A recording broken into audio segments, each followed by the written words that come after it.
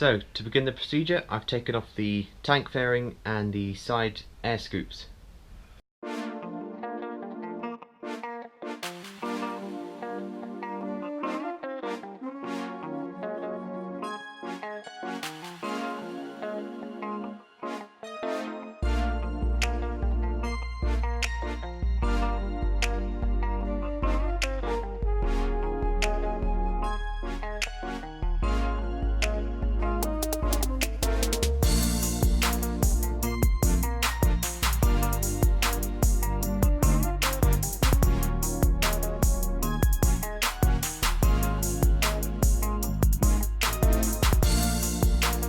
So what I've done is I've wired up the positive and negative, pretty self-explanatory, tightened it down, I've ran it underneath the gap under the tank and along the side here.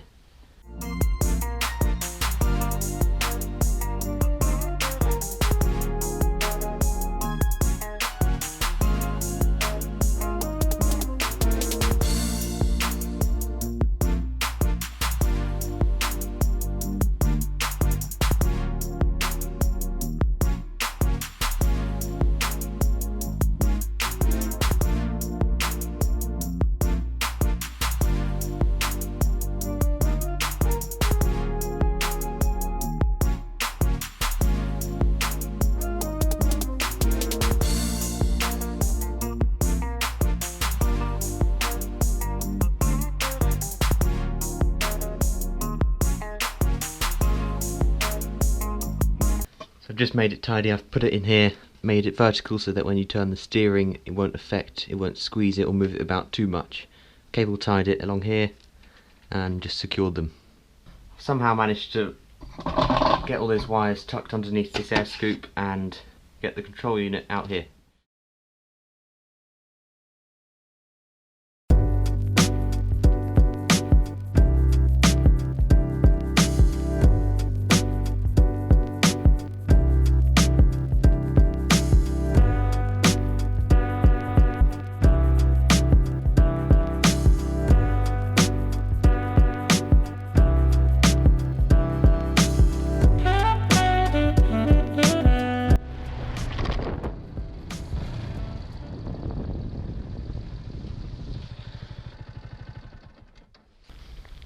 So I thought I'd talk a bit about the Oxford heated grips. They're reasonably easy to install and the operation took about half an hour. One thing you should make sure you do, what I didn't do, is glue the grips properly and wait for the glue to set for 24 hours before you use them, otherwise the glue won't adhere, and when the grips heat up they will move on the handlebars.